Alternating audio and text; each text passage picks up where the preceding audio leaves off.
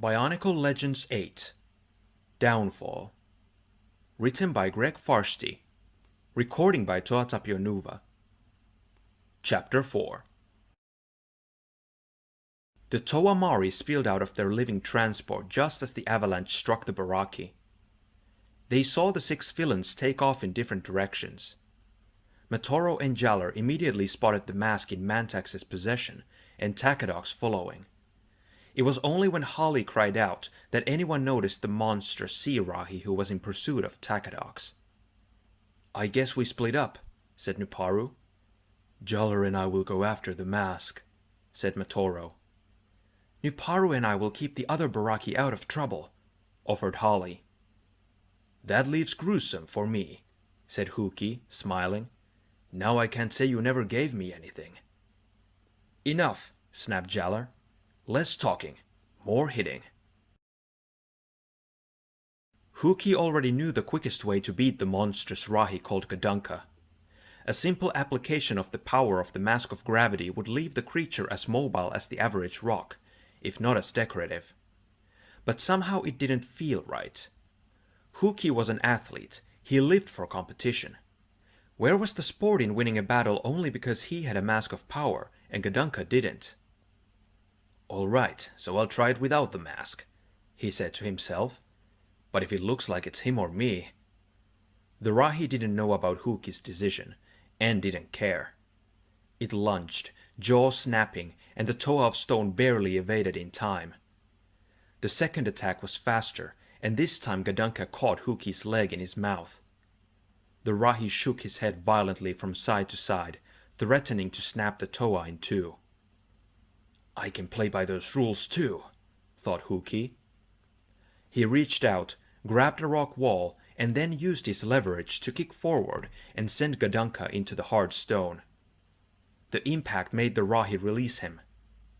Hooky landed unsteadily on the sea floor in time to see Gadunka charging again. The rahi opened its massive jaws. Too late to dodge, Hooky instead thrust his warblade into the creature's mouth, using the weapon to keep the beast's jaws propped open. The Toa then reared back and struck with all his might, sending Gadunka flying. By the time Hooky reached the spot where the rahi had landed, it had already spat out the warblade. Hooky used his elemental power to form fists of stone to batter Gadunka. As fast as he created them, the rahi bit them in two. "You should really do something about that overbite," said Hooky. Gadunka lunged forward and headbutted the Toa in the abdomen. When Hooky doubled over, the rahi struck him hard on the head with his pincer.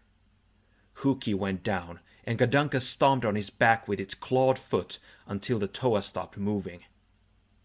Satisfied the battle was over, Gadunka gave a roar of victory and started to swim away.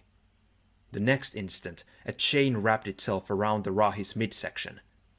Gadunka twisted itself around to bite through it, but just as its jaws closed on the metal, an electrical surge shot through the chain.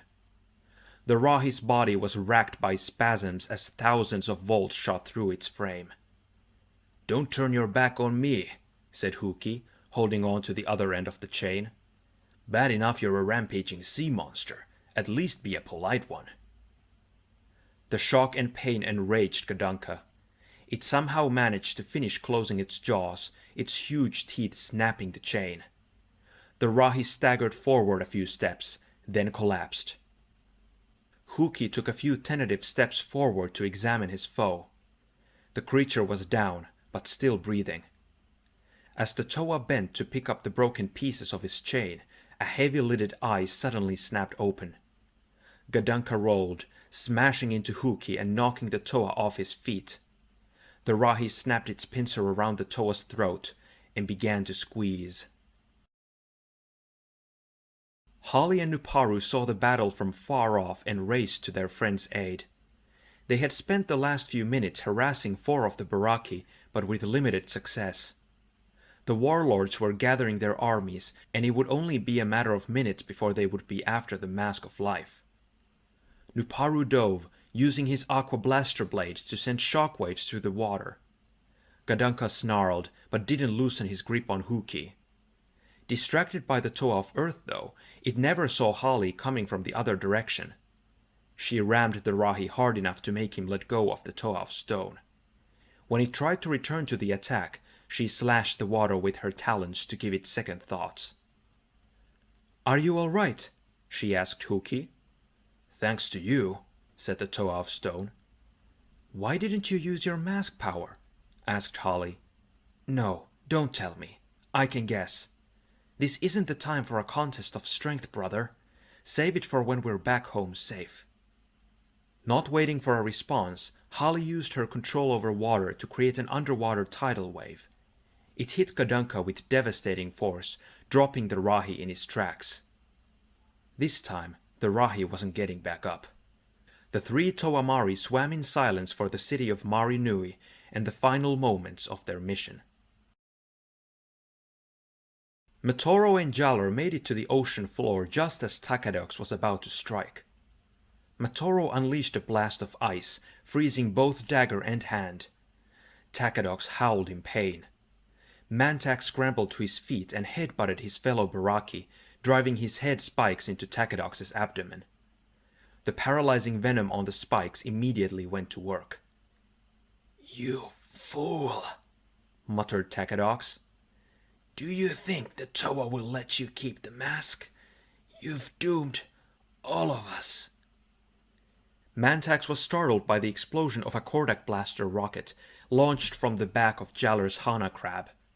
When he turned, Jalor dove, slamming into the Baraki. Mantack slashed the water with his pincers, but Jalor deflected the blow with his sword. The Baraki went for the mask, but Jalor was too fast for him.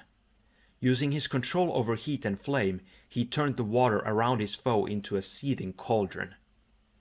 "Give it up," warned Jalor, "or some lucky Rahi is going to be feeding on boiled Baraki tonight." Maxilos got to his feet. The avalanche had carried him all the way down to the razor whale's teeth. His metallic body was badly damaged, but still functional. There was no pain, for this robot frame couldn't feel any physical sensation. But there was anger. Hydraxon, he decided, would pay in full for his interference before this was all over. He spotted a figure half walking, half dragging itself toward him. It was Takadox, his body struggling to fight off the paralyzing effects of Mantax's head spikes. He was losing the battle, but determined to still win the war. Approaching Maxilos, Takadox triggered his hypnotic power. "You must do as I say," he whispered. "Find Mantax, kill Mantax, get the Mask of Life, and—" Maxilos backhanded Takadox, sending the Baraki flying. "Save your petty talents for the fish and the worms, Takadox," he growled, "and stop annoying your betters. You were pathetic as a warlord, more so as a traitor, and now this. Oh, this is just laughable." "If you think that's funny, you'll love this," said Matoro, hovering above. Not giving Maxilos any chance to react, he encased the robotic figure in ice that was beyond cold.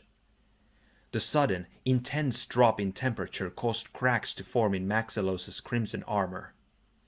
Tiny, barely visible wisps of greenish vapor began to drift through the cracks, only to freeze the instant they did. "It ends here," said Matoro as he continued to pour on the elemental energy.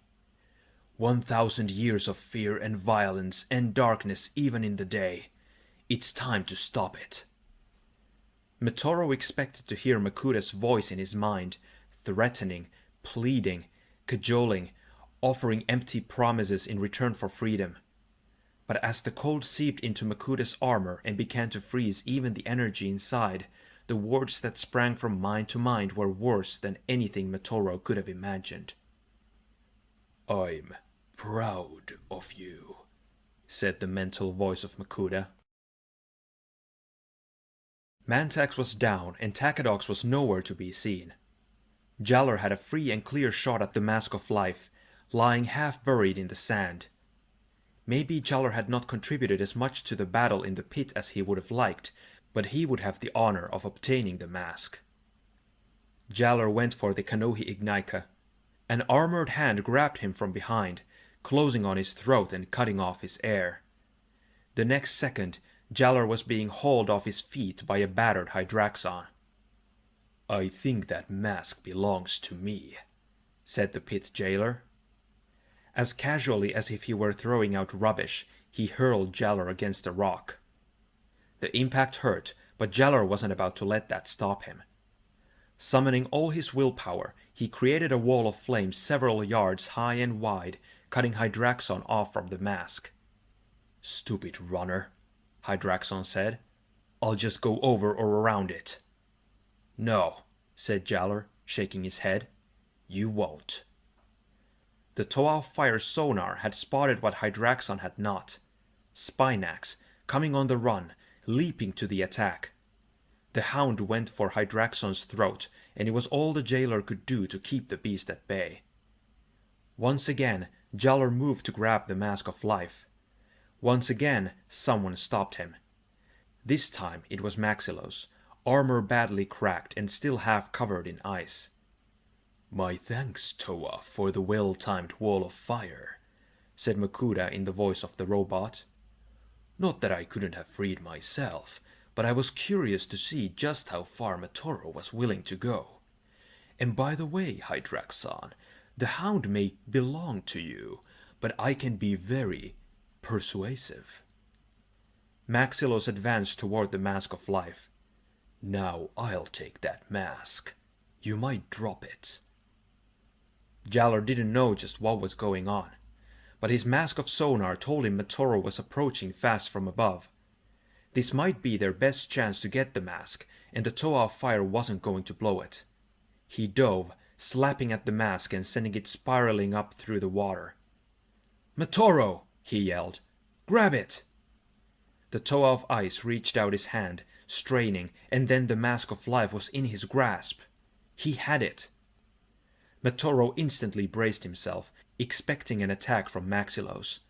But to his surprise, the possessed robot just stood there and watched.